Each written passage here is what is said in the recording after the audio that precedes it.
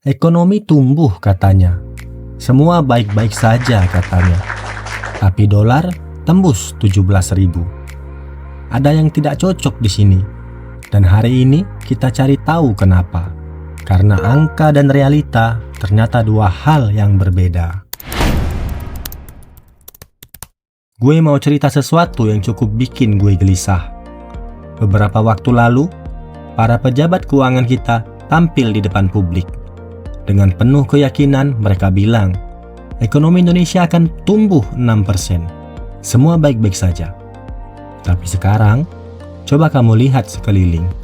Harga bahan pokok naik, lapangan kerja makin sempit, dan dolar tembus 17.000 lebih.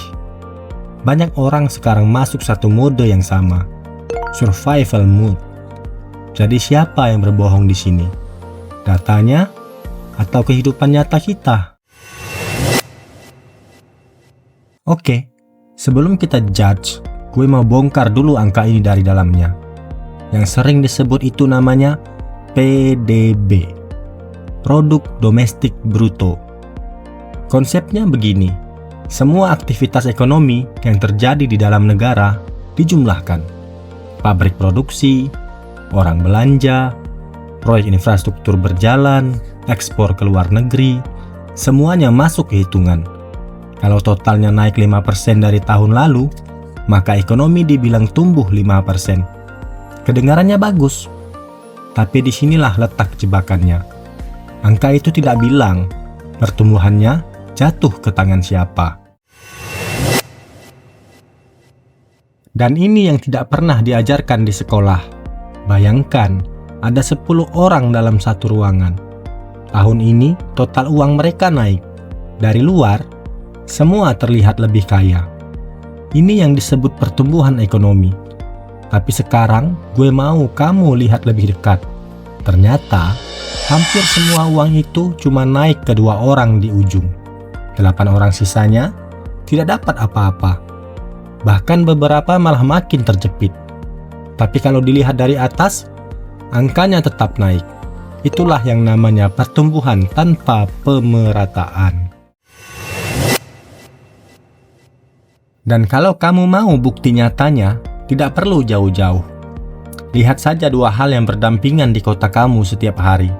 Di satu sisi, gedung-gedung baru terus bermunculan.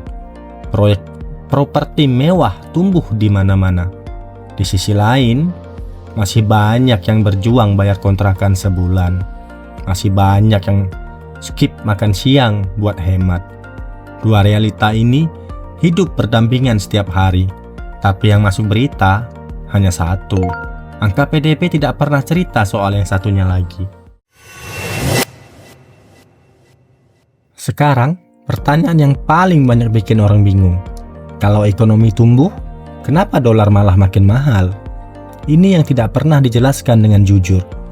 Nilai tukar rupiah tidak hanya bergantung pada seberapa besar ekonomi kita tumbuh, tapi juga bergantung pada kepercayaan investor asing terhadap negara kita.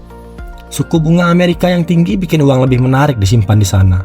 Akibatnya, modal keluar dari Indonesia dan rupiah melemah.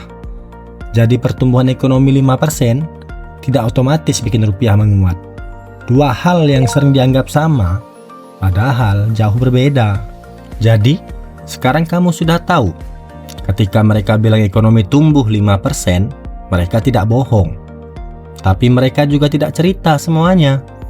Mereka tidak cerita soal siapa yang paling banyak menikmati pertumbuhan itu. Mereka tidak cerita soal 8 dari 10 orang yang ngerasa jalan di tempat. Dan mereka tidak cerita kenapa dolar tetap naik di tengah katanya pertumbuhan itu. Jadi pertanyaan yang seharusnya kita tuntut jawabannya bukan apakah ekonomi tumbuh, tapi tumbuh untuk siapa? Karena selama pertanyaan itu belum dijawab dengan jujur, angka 5% hanya akan terus terasa jauh dari kehidupan nyata kita.